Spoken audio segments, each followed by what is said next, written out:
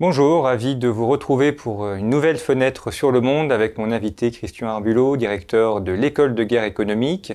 Nous allons aborder cette semaine la question de l'Allemagne, la manière dont l'Allemagne contrecarre la France par le biais de l'énergie, la politique énergétique allemande, et avec elle la place de l'Allemagne en Europe, la façon dont elle conçoit sa puissance en Europe et aussi dans le monde. Christian Arbulot, bonjour. Bonjour. Vous dirigez l'École de guerre économique qui a fêté son 25e anniversaire il y a quelques temps. En quelques mots, l'École de guerre économique, avant d'aborder la question propre de cette émission, qu'est-ce que c'est et quelle est sa fonction ? L'École de guerre économique, en fait, donc, c'est un centre de formation qui au départ a été créé pour faire apparaître une culture sur l'information et les rapports de force, centrée sur l'économie.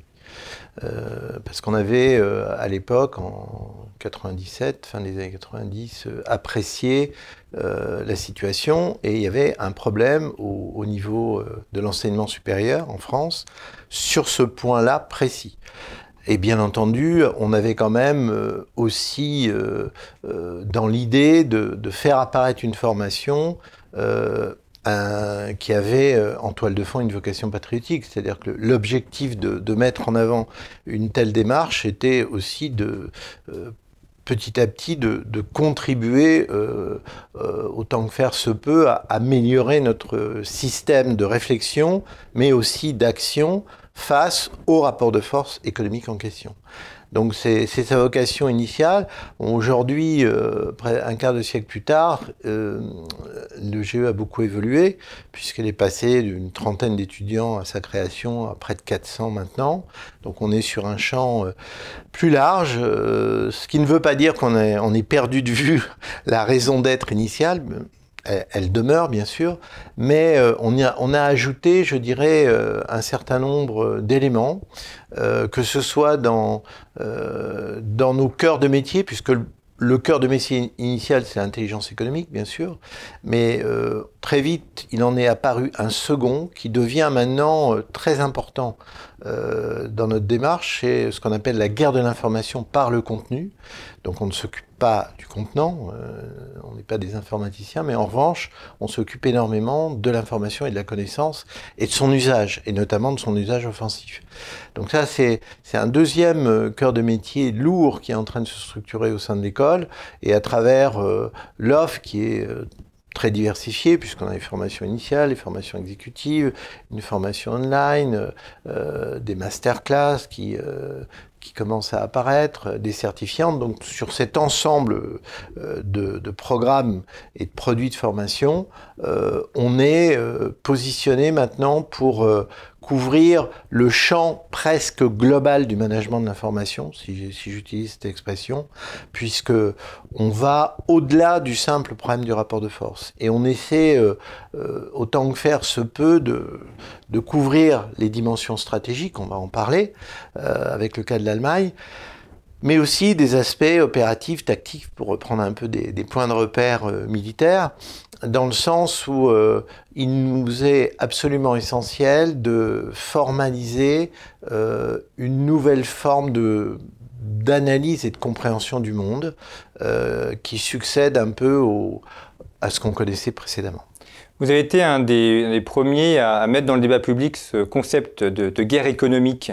Aujourd'hui, on l'emploie plus facilement, oui. Même si tout le monde n'a pas forcément compris sa réalité. On l'a vu avec, par exemple, pendant la crise du coronavirus, des entreprises pharmaceutiques ou des hôpitaux qui ont eu des attaques cyber. On le voit aussi, des entreprises qui sont attaquées à l'étranger, qui ont subi des guerres de l'information. Alors c'est en train de s'imprégner, cette notion de guerre économique, et en même temps, il y a parfois encore un peu de naïveté sur sa réalité. Alors il y a encore beaucoup de naïveté ou de refus de voir, parce que c'est quelque chose qui dérange. Parce que évidemment, quand on est victime de ce qu'on pourrait appeler une action dite de guerre économique, la plupart des structures qui ne sont pas préparées à faire face à ça subissent. Et la plupart du temps, c'est en silence et en essayant d'oublier très vite ce qui leur est arrivé. C'est encore un constat que je fais on est en 2021, donc ça fait quand même pas mal d'années qu'on essaie de mettre en avant cette réalité. Alors Donald Trump, président des États-Unis, nous a énormément aidé dans la popularisation du concept, entre guillemets, puisque sa politique mettait à ciel ouvert tout un tas de choses qui étaient plus ou moins cachées ou dans le non-dit des relations internationales, etc. Maintenant, franchement, c'est compliqué de passer à côté du sujet, mais je note quand même, si je prends le cas très connu maintenant des rapports de force entre la Chine et les États-Unis, mais pas seulement entre la Chine et les États-Unis, entre la Chine et une bonne partie du reste du monde, beaucoup d'entreprises en France ne souhaitent pas intégrer cette dimension. Vous savez par exemple que l'industrie de luxe en France réalise des chiffres d'affaires importants, notamment grâce au marché chinois. Je ne suis pas certain qu'on veuille bien regarder en face ce que signifierait l'accroissement des tensions entre une partie du monde occidental et la Chine sur ce sujet-là. C'est-à-dire on est encore très très loin d'un pays comme l'Australie, où un homme a sorti un ouvrage très lucide sur la Chine, alors que les liens entre l'Australie et la Chine sont très très importants sur le plan économique. Et cet ouvrage a eu des conséquences spectaculaires en Australie, c'est-à-dire qu'il y a eu un revirement de la position du gouvernement australien par rapport à la Chine. Et derrière, il y a un prix payé, c'est-à-dire que, bien entendu, la Chine a réagi de manière très négative, bien entendu, ça crée des problèmes pour l'économie australienne qui doit se recentrer, en fait, et le politique, là, n'est pas une force secondaire qui émet un petit propos qu'on s'empresse très vite d'oublier dans les milieux d'affaires australiens. Non, il y a vraiment un changement d'axe, et ça, c'est un point hyper important. On est encore très très loin de ce type d'attitude en France. En France, je reviens sur les grandes entreprises françaises, celles qui commercent avec la Chine ne souhaitent qu'une chose, c'est de continuer à commercer avec la Chine en se posant le moins de questions possible sur la nature du régime chinois, dictature communiste conquérante, c'est quand même pas tout à fait anodin comme expression, et les conséquences. C'est-à-dire on ne veut pas voir ça, pour moi, ça reste un point très important pour répondre à votre question. C'est-à-dire que si on ne veut pas voir la dimension réelle que représente la Chine dans ces fameux rapports de force, comment voulez-vous qu'on porte un regard lucide sur la notion de guerre économique? Donc il y a là une contradiction forte, et c'est vrai que on est encore au tout début de ce qu'on pourrait qualifier d'une prise de conscience nécessaire, en tout cas dans un pays comme la France. Alors, il y a la question Europe-Chine ou France-Chine, et puis à l'échelle européenne, la question de l'Allemagne. Alors, c'est le thème d'un livre que vous venez de publier, enfin d'une étude que vous venez de publier, donc la collection J'attaque, que vous lancez à l'EGE, qui s'intitule « Comment l'Allemagne tente d'affaiblir durablement la France ?» sur la question de l'énergie. Alors la couverture est assez éloquente puisqu'on a le portrait de Bismarck en surimpression. Donc évidemment, ça rappelle les heures douloureuses de la défaite de 1871. Alors ce que vous montrez dans cette étude, qui fait une trentaine de pages, où vous analysez donc la politique allemande sur la question énergétique, et notamment la transition énergétique allemande qui rejette le nucléaire et qui veut faire appel aux énergies renouvelables. Et vous montrez comment cela est une manière de déposséder la France d'une partie de son industrie énergétique sur laquelle elle a de nombreuses forces, de nombreux points d'appui, au bénéfice de la puissance allemande. Oui, alors, juste une précision préalable qui explique un peu pourquoi on a réalisé cette étude. Nous avons en France un problème récurrent qui est la lecture du comportement d'un pays qui recherche à reconstituer sa puissance. c'est visiblement le cas de l'Allemagne depuis 1945, c'est-à-dire depuis la défaite du nazisme et du Troisième Reich. Et je suis très très étonné, moi, de voir que, excepté dans des périodes précises, comme le débat sur la Communauté européenne de défense, la CED, etc., où la question allemande était un peu dans les coulisses de ce débat, mais j'ai pas le sentiment qu'on ait vraiment mis à plat une question qui me semble essentielle, c'est-à-dire comment un pays comme l'Allemagne, vaincu en 1945, va-t-il essayer de reconstituer sa puissance avec des marges de manœuvre excessivement réduites, c'est-à-dire une armée qui est détruite, qu'il faut rebâtir et qui va être reconstruite dans un contexte quand même très particulier, qui est le cadre de la division des deux Allemagnes, le début de la guerre froide, l'attitude des États-Unis qui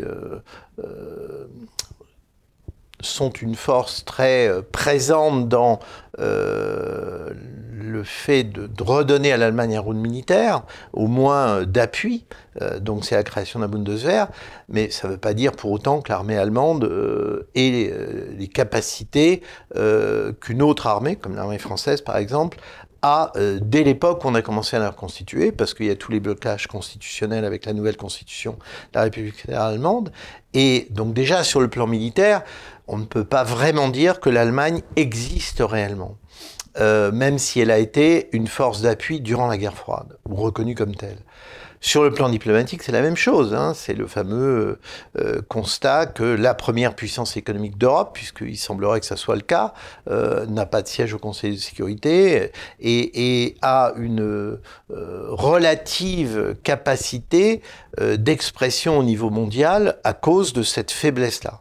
Donc, problème de faiblesse militaire, problème de faiblesse diplomatique, ça fait déjà beaucoup dans les critères classiques d'expression d'une puissance dans les relations internationales. Autrement dit, il restait quoi? Il restait l'économie. Et là, ce qui est quand même une question fondamentale, c'est que l'économie, on ne peut pas l'analyser simplement sur le thème de la reconstruction des usines après les bombardements alliés durant la guerre. C'est une formule quand même un peu simpliste, c'est-à-dire qu'on voit bien que l'Allemagne, qui va tenter de nouveau d'exister par la République fédérale allemande, va chercher par tous les moyens à reconstituer ce que j'appelle l'embryon d'une puissance. Et reconstituer l'embryon d'une puissance, c'est pas simplement des décisions forte sur le plan politique et sur une période courte, c'est tout un ensemble d'éléments qui mériteraient d'être beaucoup mieux analysés qu'on ne le fait depuis très longtemps en France et qui expliquent pourquoi l'Allemagne en est là aujourd'hui et qui expliquent, et là j'en reviens à la question initiale, comment un pays dans le couple franco-allemand, ce fameux couple mythique qui n'a en fait jamais existé en tant que tel, ose finalement, au nom de la concertation européenne, au nom d'une certaine forme de solidarité de principe due à la volonté de renforcer l'Union européenne, comment ce pays-là peut-il, paradoxalement, par sa politique, nous affaiblir ou chercher à nous affaiblir. Et comme vous l'avez dit, notamment sur le plan industriel. Alors là, il y a toute une série d'explications. C'est un peu ce que ce texte, qui est très court, hein, 30 pages, c'est pas beaucoup, c'est un texte, c'est une note d'alerte, hein, mais derrière, il y a un certain nombre de travaux qui ont été réalisés pour conforter cette note d'alerte. Il y a vraiment un sujet. Et ce sujet, c'est l'objectif de cette notion de j'attaque, justement. Vous avez évoqué la question militaire, la question diplomatique et économique. Et l'Allemagne a un quatrième élément qui est la volonté de puissance, parce qu'ils auraient très bien pu dire on a perdu et comme l'Autriche, finalement, on devient une puissance moyenne, en plus séparée en deux, donc une petite Allemagne, mais ils avaient la volonté de se reconstruire, la volonté après de se réunifier, et après la réunification, de continuer cette expansion économique. Oui, alors, vous avez 1000 fois raison de souligner cette particularité. la volonté de puissance. Et ce que je trouve quand même assez extraordinaire, c'est que cette volonté de puissance, elle s'est déjà exprimée après 1918. Si je reprends l'ouvrage de Benoît Méchain sur l'histoire de l'armée allemande, dans son premier tome notamment, puisqu'il y a 2 tomes, dans la collection bouquins chez Lafon, c'est une des voies pour le consulter, je note que Benoît Méchain expliquait déjà à l'époque que nous avions bien mal surveillé ou analysé comment le Deuxième Reich vaincu en 1918, après cette défaite, comment la République de Weimar, qui apparaissait comme une république fragile, qui recherchait la démocratie, etc., eh bien, la République de Weimar, en son sein, essayait à sa manière de reconstruire la puissance. Et Benoît Méchain signalait que à cette époque, la commission d'armistice qui sillonnait l'Allemagne pour étudier que le traité de Versailles était bien appliqué, notamment dans ses normes de restriction militaire, passait à côté de choses élémentaires. Exemple, chaque régiment dissous, le drapeau, l'historique du régiment, était confié à une société de gymnastique ou à une structure de la société civile qui continuait à faire vivre la mémoire de l'ancienne armée impériale allemande du Deuxième Reich. Ce qui peut apparaître comme anodin, puisque c'est pas des chars, des soldats qui s'entraînent, etc. Mais la trace cognitive d'une volonté de puissance militaire, elle était entretenue de cette manière. Après la Seconde Guerre mondiale, quand je lis l'historien Georges-Henri Soutou sur ses ouvrages sur la guerre froide et guerre froide de la France, je note que quelques années à peine après la défaite, le gouvernement allemand commençait déjà à rentrer dans le débat pour, sous prétexte de guerre froide, s'immiscer comme une force qui levait le doigt en disant pourquoi pas des armements nucléaires sur notre territoire pour faire face à terme à la menace soviétique qui est à nos frontières après justement la défaite et la création de l'Allemagne communiste, de la République démocratique allemande. Donc on a là quand même un oubli, une omerta, une omission, je ne sais pas comment qualifier la chose, qui est de ne pas voir cette volonté de puissance. Parce que cette volonté de puissance, quand je dis qu'elle est visible sur un certain nombre de domaines, pour examiner ces domaines, il faut différentes démarches, qu'elles soient historiques, sociologiques ou autres. Si je prends la sociologie, je note qu'une grande partie des officiers de la Wehrmacht qui retournent en Allemagne après leur libération des camps de prisonniers, enfin une partie significative, pas forcément la majorité, mais une partie significative, ont s'investit complètement dans la création de ces fameuses entreprises allemandes qui vont, 30 ans plus tard, être numéro mondial dans des niches produits de technologie, entreprises moyennes, celles qui nous font tant défaut. Ce sont des vaincus qui se réinvestissent dans cette marge de manœuvre économique. Si on prend, sociologiquement parlant, le cas français, c'est-à-dire que sont devenus les officiers français libérés des camps de prisonniers allemands. On n'a pas du tout la même recherche de positionnement et ça serait très intéressant de faire une analyse comparée d'ailleurs hein, sur ce point-là très précis.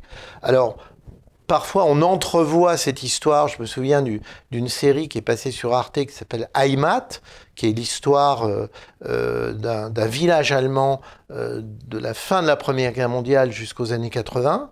Et dans cette série, on a un personnage important de la série qui est justement un prisonnier de guerre qui retourne dans la Nouvelle-Allemagne après 1945 et qui va créer une petite entreprise très performante au niveau de l'innovation technique, voire technologique. Et ce profil est très intéressant parce que on voit comment se reconstitue un élan qui n'est pas le même que celui qui existe dans d'autres pays. Et des exemples comme ça, on peut les démultiplier. Parfois, il faut presque aller lire dans la littérature ennemie, celle de la République démocratique allemande, pour comprendre comment, dès les lendemains de la défaite, une des premières mesures prises par les forces d'occupation américaines et britanniques notamment, c'est de créer une police économique allemande pour empêcher en fait la renaissance des syndicats communistes liés à l'ancien parti communiste, le KPD. Bon. Mais en fait, c'est plusieurs dizaines de milliers de membres qui vont créer, à l'intérieur de la reconstruction du système économique allemand, une certaine mentalité de contrôle social. Que décrit très bien un auteur dont l'ouvrage est sorti dans les années 90, qui s'appelle Karl-Heinz Roth, l'autre mouvement ouvrier allemand, paru chez Christian Bourgois, et qui décrit justement comment ce système de contrôle va muter dans le temps, c'est-à-dire, alors je ne dis pas qu'il va créer un sentiment patriotique dans les entreprises allemandes au niveau des travailleurs, pour prendre une expression générique, mais il y participera malgré tout, et c'est d'autant plus intéressant que bien plus tard, quand j'ai essayé je vais assez souvent en Allemagne, de trouver la trace de cette police économique allemande, elle n'existait plus. C'est ça qui est intéressant. C'est-à-dire, c'est comme si elle n'avait jamais existé. Mais en revanche, le patriotisme économique allemand, qu'on va retrouver à l'intérieur des Länder, qu'on va retrouver dans l'organisation du protectionnisme de l'économie allemande, qui n'est pas au niveau fédéral, mais justement au niveau de chaque land, et dans les landes notamment très industrialisées, etc., ça participe d'un mouvement qui est très difficile à embrasser dans notre forme d'appréhension de qu'est-ce que la puissance. Puisque justement, cette Allemagne qui ne pouvait plus s'exprimer sur le terrain militaire, qui ne pouvait plus s'exprimer réellement sur le terrain diplomatique, elle n'avait que comme seule issue de reconstitution dans la volonté de puissance, l'économie. Et on peut dire qu'elle a mis énormément de moyens à différents niveaux sur ce terrain économique. Alors, un des terrains économiques, c'est la question énergétique. Vous faites bien de le rappeler d'ailleurs, de consacrer cette note d'alerte au sujet énergétique, parce qu'on a parfois un peu tendance à l'oublier. Il y a l'énergie humaine qui est l'alimentation, qu'on met parfois un peu trop souvent à côté, alors que c'est aussi un sujet fondamental. Et puis l'énergie pour les industries ou tout simplement pour la vie quotidienne, qui est notamment l'énergie électrique et l'énergie électrique nucléaire. Alors là, la France a depuis maintenant plusieurs décennies un savoir-faire et un véritable élément de puissance sur le nucléaire que l'Allemagne a décidé de supprimer. Et vous montrez donc dans cette étude comment la construction énergétique de l'Allemagne s'est fondée sur le traumatisme de la défaite et la peur du nucléaire, et également le rôle joué par le développement du Parti vert, qui est très important en Allemagne. D'ailleurs, certains même annoncent que ce serait un vert qui succéderait à Angela Merkel. On verra dans les élections, mais comment ce parti vert qui est important, qui a été au pouvoir et avec des postes réels, a aussi contribué à façonner la vision allemande sur le sujet. Alors, commençons par le commencement historique, la reconstruction de l'Allemagne autour de ce traumatisme du nucléaire.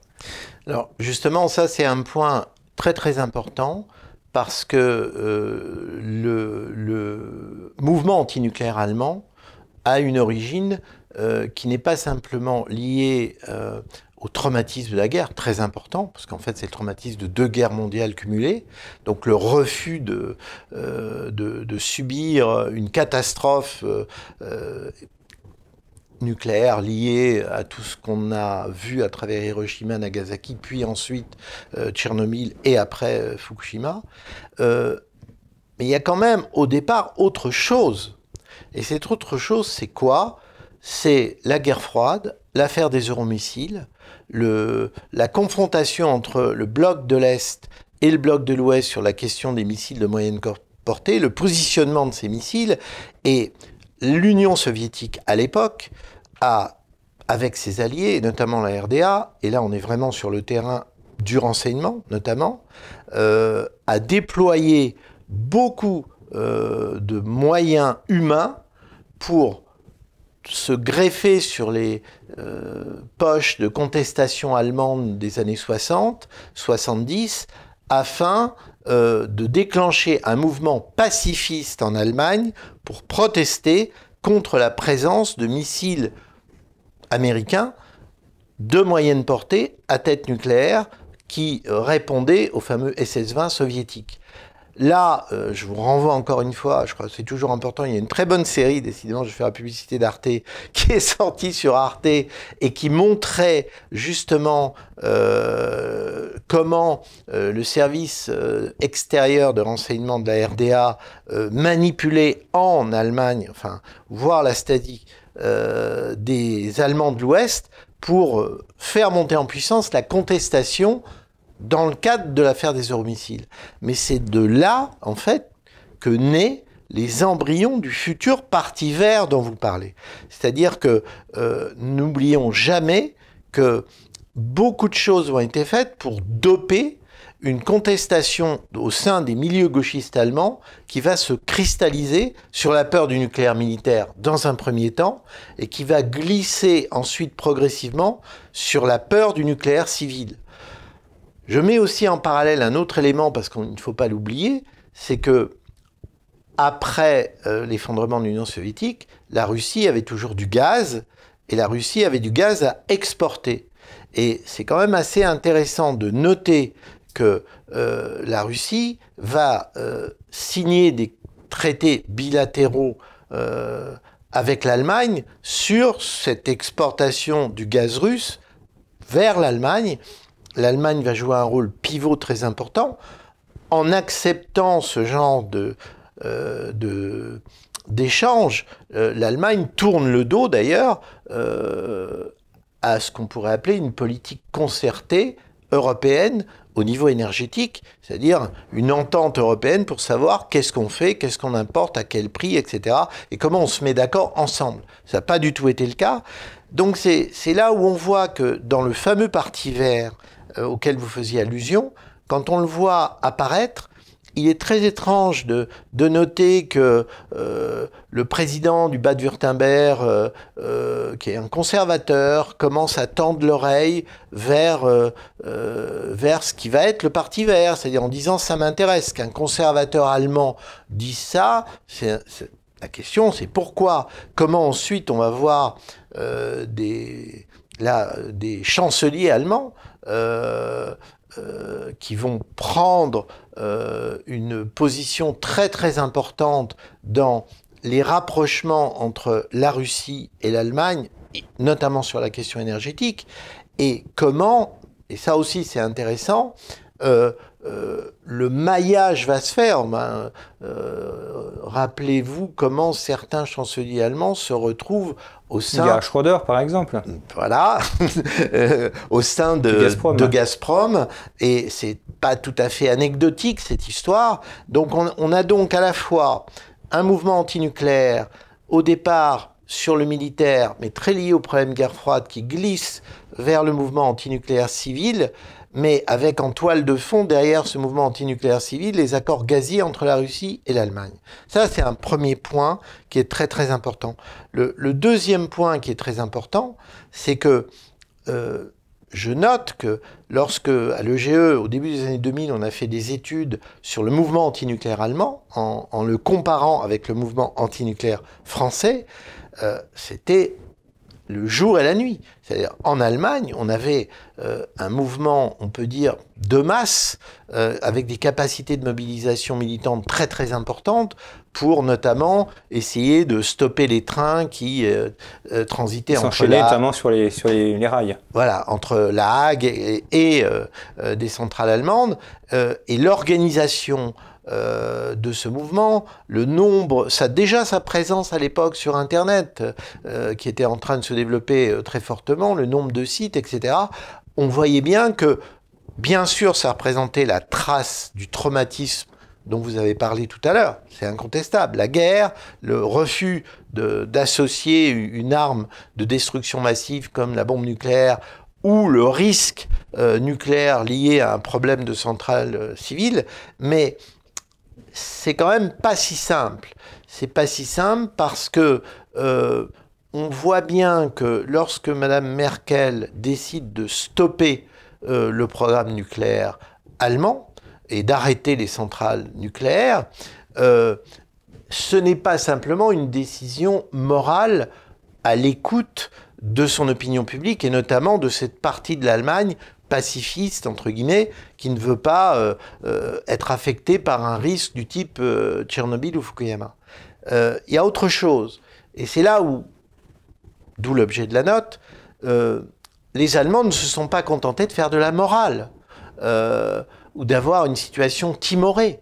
Les Allemands, en parallèle, ont développé une stratégie de compensation parce que abandonner le nucléaire, ça voulait dire quoi? Ça voulait dire trouver des solutions de remplacement. Alors, soit dans le cynisme le plus total, c'est-à-dire d'utiliser le nucléaire français, c'est-à-dire de racheter de l'électricité française produite par nos centrales nucléaires, soit d'être ainsi dans le cynisme le plus total en activant la production des centrales charbon, des centrales à gaz, etc.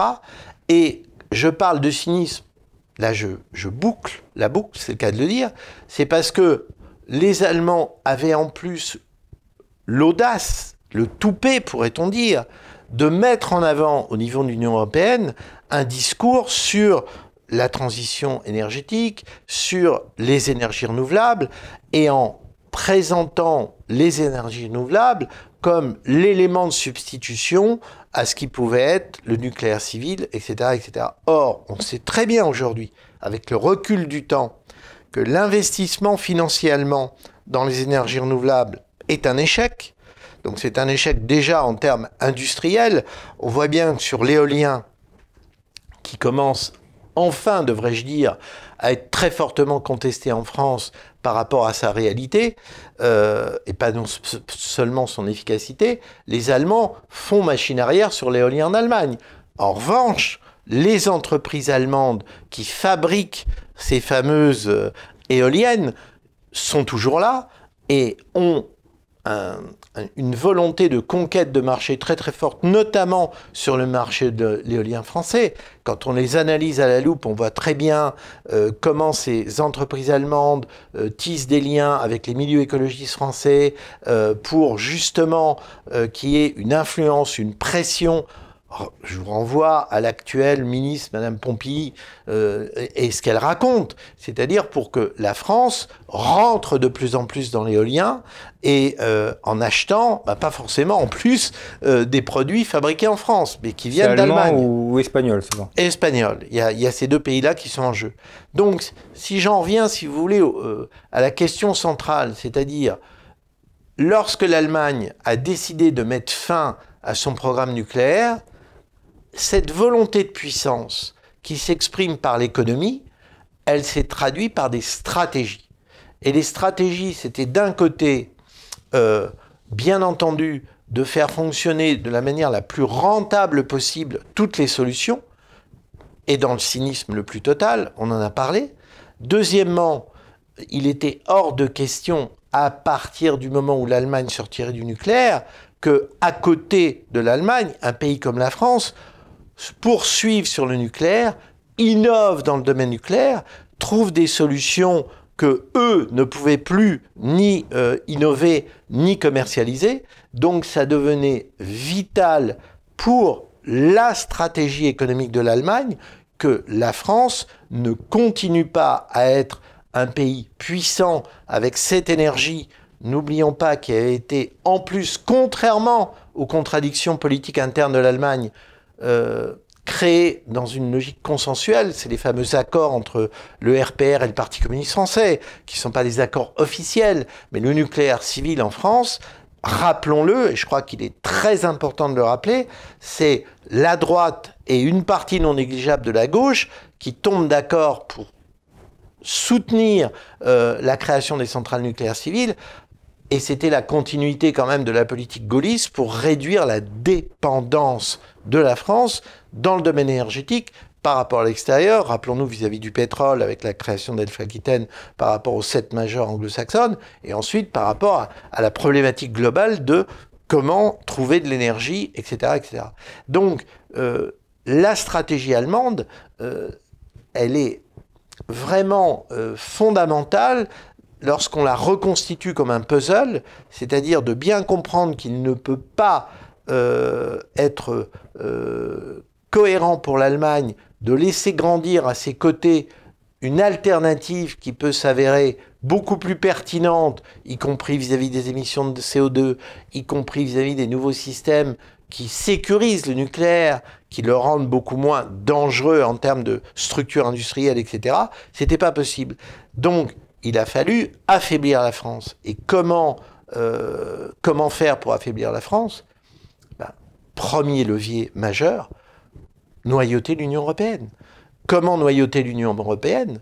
Mais tout simplement en partant sur le débat sur la peur de catastrophe climatique et du dérèglement climatique, de rentrer dans cette faille pour expliquer que pour lutter contre le dérèglement climatique, eh bien, il va falloir des énergies renouvelables, que ces énergies renouvelables, pour qu'elles puissent trouver le véritable élan qu'on voudrait leur donner, eh bien, il faut mettre le maximum d'argent et de facilité sur ces notions d'énergie renouvelable, les avantages fiscaux notamment, etc.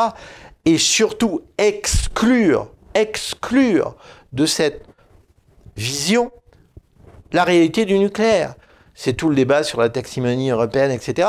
C'est-à-dire qu'il y a là, de la part de l'Allemagne, un jeu très subtil et très réussi parce que, dans un premier temps, je vais parler vulgairement, ça a marché comme sur des roulettes.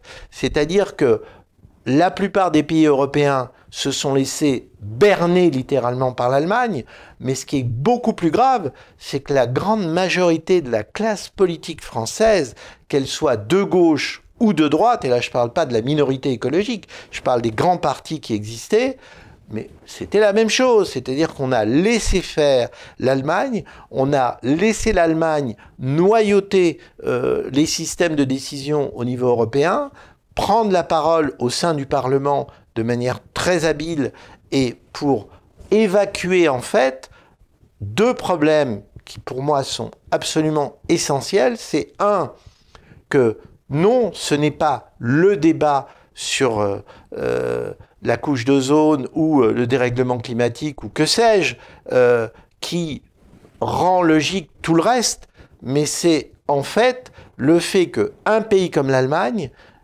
abandonnant le nucléaire, ne peut pas accepter qu'il y ait à ses frontières un pays qui développe un nucléaire de plus en plus puissant qui va, à terme, démontrer que c'est la manière la plus évidente de lutter contre le réchauffement climatique. Deuxièmement, que c'est une énergie propre. Troisièmement, qu'elle va devenir de plus en plus sécurisée, au sens où l'attend l'opinion publique.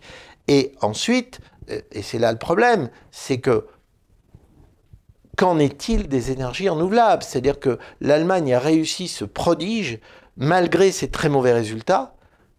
Je crois qu'ils ont investi quelques dizaines de milliards dans ces énergies et le résultat n'est pas là. Ce que montrait dans l'étude, c'est qu'ils ont réussi à faire passer le gaz comme une énergie renouvelable, ce qui les arrangeait très bien d'ailleurs. Ce qui est très fort. Ça, j'avoue qu'arriver à ce point de la manipulation de l'information, c'est du grand art.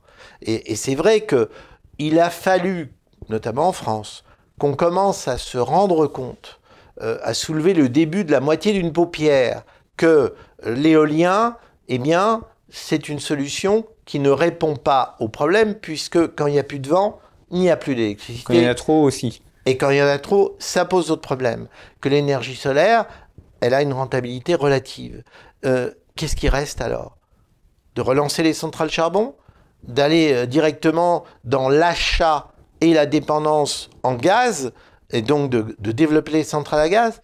Mais ce qui est encore plus grave, si on va jusqu'au bout du raisonnement, c'est que dans le fameux plan pour démanteler EDF, pour démanteler le système qui a été créé en fait pour le nucléaire civil français, qui est à la porte pour racheter sur étagère une partie de notre potentiel énergétique?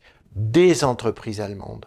Alors là, je dirais que le cynisme a atteint la cote d'alerte. C'est-à-dire que je serais très curieux d'entendre des personnages qui se présentent comme pensant la nouvelle souveraineté française. Monsieur Barnier, par exemple. Tiens. Parlons de Monsieur Barnier, l'homme du Brexit. Si je faisais un récapitulatif de la position de Monsieur Barnier durant la période où il a sévi dans la Commission européenne, j'aimerais savoir ce que M. Barnier pense. Il a participé hier à une petite micro-convention du Parti républicain sur la souveraineté économique de la France, avec Christian Jacob, avec différentes personnes. Mais qu'est-ce qu'il pense du problème allemand, M. Barnier, en matière d'énergie? Qu'est-ce qu'il pense de tout ce qu'on vient de dire là? Quel est son sentiment à M. Barnier, qui va peut-être se présenter aux élections présidentielles de 2022 comme étant le candidat du renouveau de la souveraineté économique de la France? Moi, je serais très curieux de l'écouter sur ce sujet. Justement, on l'a contacté pour l'inviter, donc s'il répond favorablement, on pourra lui poser directement la question. Ah, mais moi, je crois que je serais ravi de l'entendre sur ce sujet-là, parce que on ne peut pas être neutre sur une question pareille. On a atteint, je le répète, la cote d'alerte, c'est-à-dire pourquoi on dit « j'attaque » et on parle de l'Allemagne, c'est qu'on ne peut plus laisser faire l'Allemagne et nous rouler dans la farine comme elle l'a fait depuis des années, avec en plus la dimension internationale de l'Europe et le jeu qu'elle joue au niveau de l'Europe.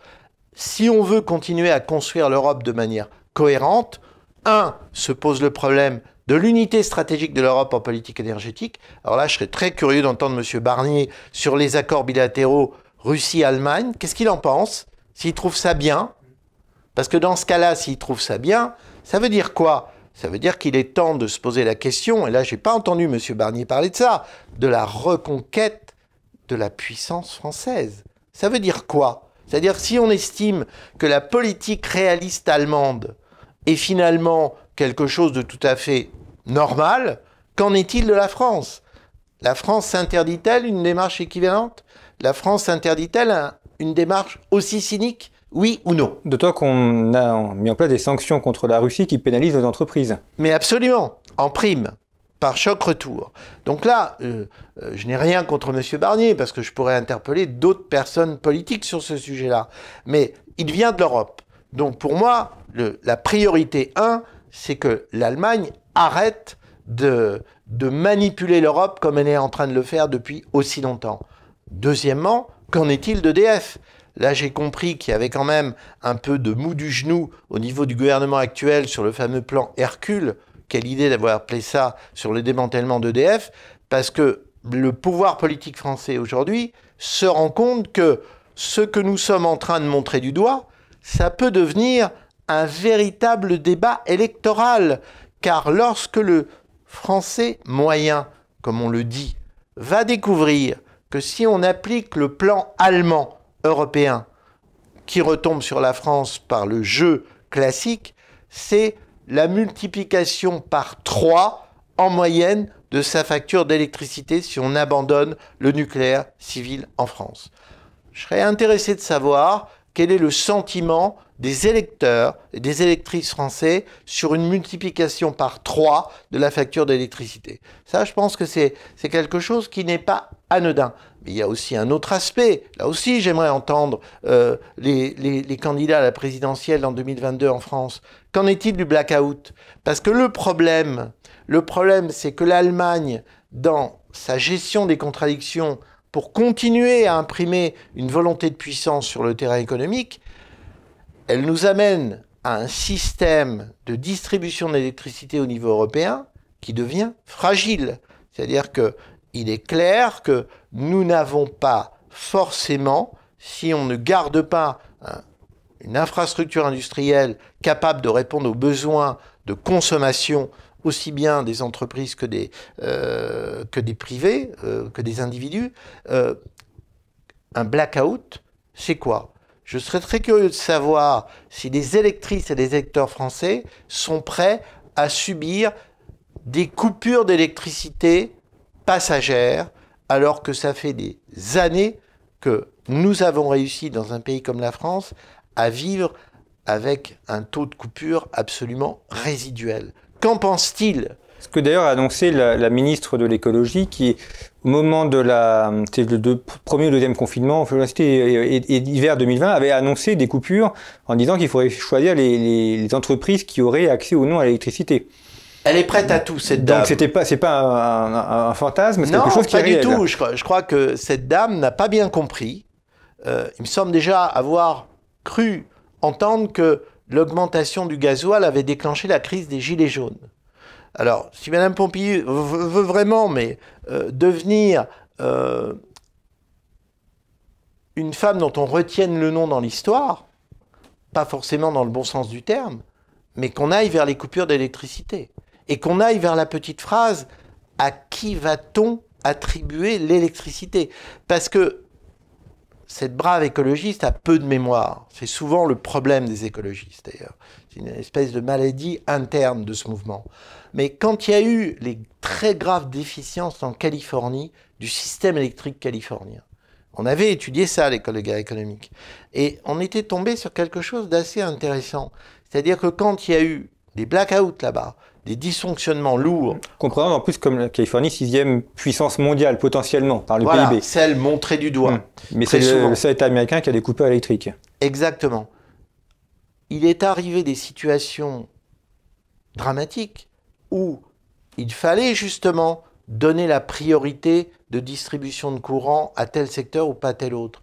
Alors, je souhaite que les personnes sous dialyse, qui sont des consommateurs basiques dans leur petit logement, si on décide de couper l'électricité dans un quartier parce qu'il faut faire fonctionner en priorité telle zone industrielle, j'espère que la coupure ne va pas être trop longue pour ces braves gens. Parce que sinon, ils pourront s'adresser à cette brave ministre qui a tellement d'humanité, tellement de cœur dans sa vision de l'évolution de la France. Non, il faut être sérieux. Il faut sortir vraiment de Kafka. Il faut sortir de propos d'un opportunisme sans égal. Il faut redescendre sur Terre, c'est le cas de le dire. Donc oui, c'est devenu urgent de remettre l'Allemagne à sa place. Et la France également à sa bonne place. Exactement. Merci beaucoup Christian Arbulot. Je rappelle les deux publications récentes de Conflit, puisque cette émission est réalisée en partenariat avec la revue Conflit. Donc un dossier consacré au terrorisme, la menace sans fin, qui est le numéro de mai-juin 2021, et notre numéro spécial consacré à la géopolitique de la santé, sur lequel vous pourrez retrouver notamment des articles sur la puissance pharmaceutique française, où il y a beaucoup d'atouts, quelques déclassements aussi, mais beaucoup d'atouts, et puis une étude également sur la géopolitique des vaccins et sur la puissance pharmaceutique dans un certain nombre de pays, notamment en Italie, en Inde et en Russie. Et puis donc la note de l'EGE que vous pouvez retrouver sur leur site internet, dont je rappelle le titre « Comment l'Allemagne tente d'affaiblir durablement la France sur la question de l'énergie ». Merci pour votre fidélité et je vous dis à très bientôt.